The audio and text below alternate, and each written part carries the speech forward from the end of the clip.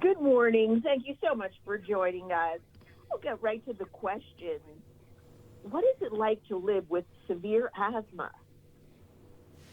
Thank you so much for asking that question. There are about 200 million people in the world that have asthma, and about 10% of those people have severe asthma. And guess what? Those patients are actually the patients that utilize the most services because they have the most unpredictable symptoms.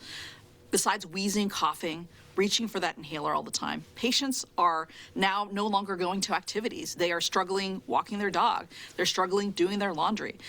And these patients really are suffering quite a bit.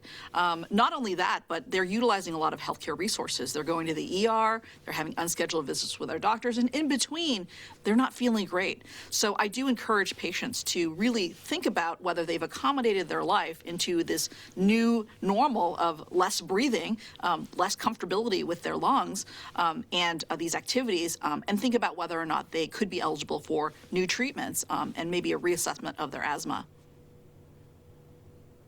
What causes severe asthma?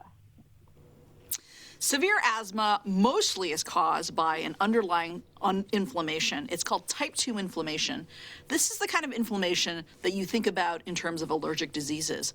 But it's not just allergic diseases that cause type 2 inflammation. We can have that initially triggered by pollutants. We can have that initially triggered by viruses and other infections.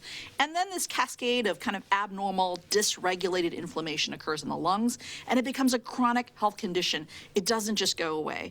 And so patients do need to persist in terms of taking a treatment. And it can be, of course, with severe asthmatics, difficult to treat. So really it's rooted in this type of abnormal inflammation that now has become a chronic condition. What are the treatment options for people living with severe asthma? Patients with severe asthma oftentimes will have multiple therapies in order to control and prevent flare-ups. They, of course, have baseline, regular maintenance medications, which they should take daily. They have also rescue medications in case they get a flare-up.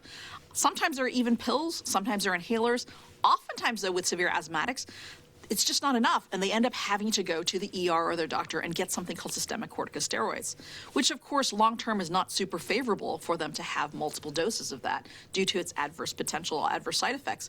So the newer treatments are a class of medications called biologic medications. In the past 10 years, this has really arisen as precise targeted treatment for patients, so to treat that specific type of inflammation called the type 2 inflammation in their lungs.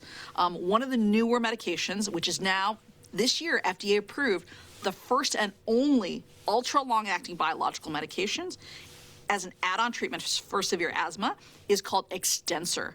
What's exciting about this medication is that it's just 2 doses a year. I think that helps with patients who consider, maybe they're afraid of multiple injections, et cetera. So this being a ultra-long-acting biologic is 2 doses a year. It is by GSK, who I'm here on behalf of, and you do have to remember that there may be some potential side effects, some of which can be serious and life-threatening, such as allergic reactions, called anaphylaxis, and certain infections. So I do encourage patients to speak to their doctor about the standard treatments that they have, as well as biological treatments and perhaps this new Extensor, if it's appropriate for them. Is there anything else you would like our audience to know about? I think that the most important thing is to really consider whether or not their life has changed and has it become an asthma problem that is now uncontrolled.